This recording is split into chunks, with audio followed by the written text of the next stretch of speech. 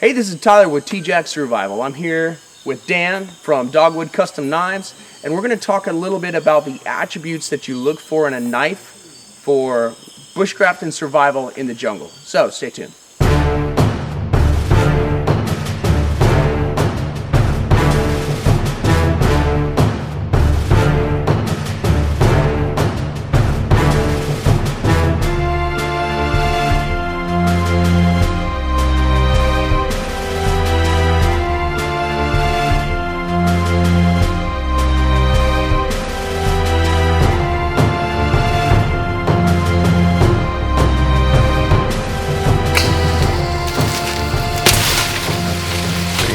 I would say that's successful. Okay, so we're here, and Dan makes knives, I do. right? He's going to talk to you just a little bit about what you want in your knife for this type of an environment. The first thing to remember is there's no one perfect knife for everything. I use the analogy of saws. There's not just one type of saw in the world. There's lots of different types of saws because there's different types of jobs. So the idea is to try and have the right tool for as many of the different jobs as you do. When you're in the jungle or a wetlands environment like this, the machete is a first and foremost. It's king. You got to have it.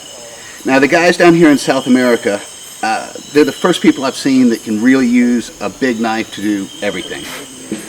And what they do is they don't sharpen the knife all the way back here to the ricasso. So they're not trying to do small tasks with all this blade. They only sharpen the blade to about here. And when they need to do a small knife task, they'll just grab the blade and then they're using it like a small knife. That's smart. Machete is great, obviously draw knife, clearing trail. If you have to, you can choke up, but this is pretty awkward. Even though I know that's not sharp, I still just don't feel comfortable holding a blade. Let me throw something out here too. Thank you. I know people are going to say, oh, well, what's the use of all of this blade not being sharp? I got two things first. The extra weight up here gives me inertia. When I have all that weight at a bit of a distance, that gives me the ability to have a chopper.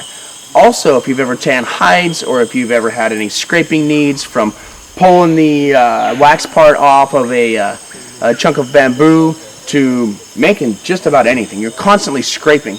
It's really nice to have a draw knife that you can scrape with to clean stuff up.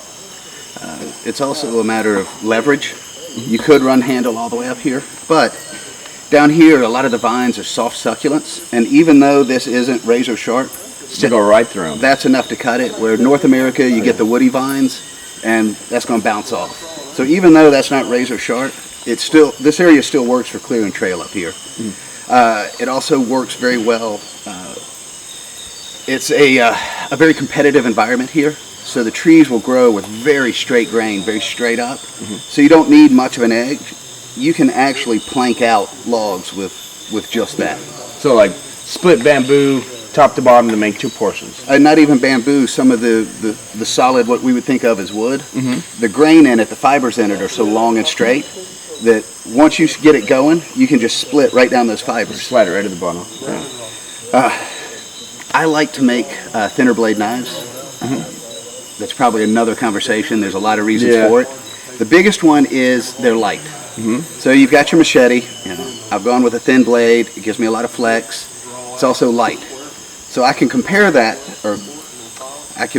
rather, with a smaller knife, because even though I can do this, that's still awkward. So I like to pair a machete with something smaller, like this little cub. It's a great little carving knife. It's great for dressing game, that sort of thing. All those tasks where you have a lot of blades sticking out. This weighs 2.5, 3 ounces. So the weight's negligible. That thin blade makes a really good carving blade. Yeah. One thing I immediately think of is this is a phenomenal skinner or fish gutting knife. It's just thin and just really versatile. It's actually based on a paring knife. Glow in the dark. Yes. Yeah. When I started making knives, I cook a lot, and I realized that the paring knife in a kitchen, it does everything from opening mail to cutting string to deboning chicken. So when I started to make a small utility knife, I combined my experience woodworking with a carving knife and a kitchen paring knife. That's excellent. And that's the pattern I came with. Some people, they got to have a little more blade. So you can go to something like this Piranha. And I like that. It's a little beefier blade. You'll notice there's a very distinct curvature to the belly here. Like a continuous curve.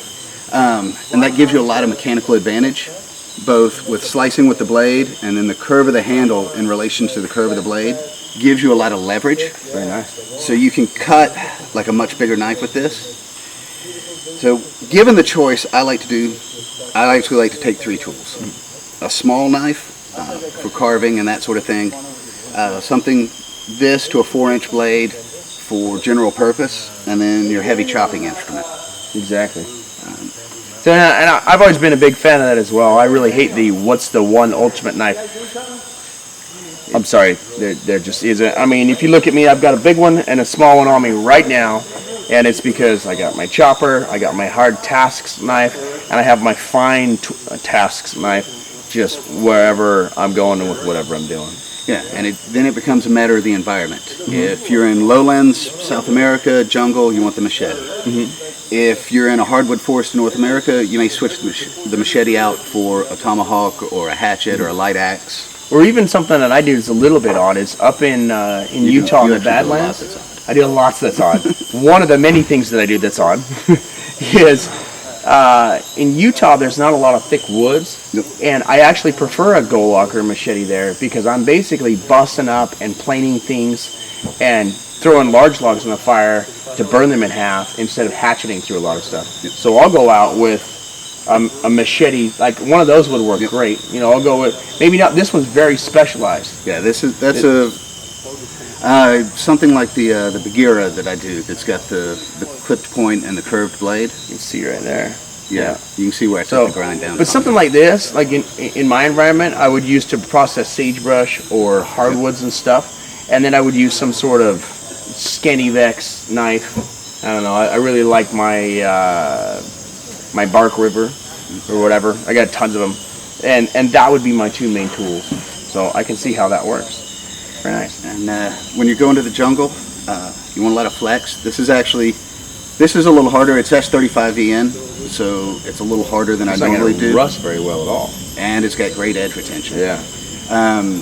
Usually I do them in 01 or 1080, and I'll get them soft, like 54 Rockwell. So it's got a lot of flex, because I'd rather bend a blade than break it. And then that thin profile, not only does it give you flex, but when you're chopping, you're displacing less mass, so it takes less energy. Oh, yeah. And that's important when you're exhausted, which everything here is exhausting. Yeah. Yeah. And then I also like, you'll notice that tip, it's a very distinctive flare up there. That adds weight down here to the tip. To give you more inertial continuous. Exactly. Yeah. Very nice. Thank you. Okay, so where can we find information about your company? You can go online to www.dogwoodcustomknives.com. We're on Facebook and Instagram. Okay, I will leave those in the comments section. Hopefully that was something of value to you. If it was, please hit the subscribe button. You have a YouTube channel, don't you? We have a YouTube channel coming, the Dogwood Camp Kitchen. We shot the first 4 episodes before I came up here. So that's a little sneak peek to watch out for. I'll leave links to all of that stuff in the discussion box. Thank you for watching T-Jack Survival. I'm going to go kill some mosquitoes.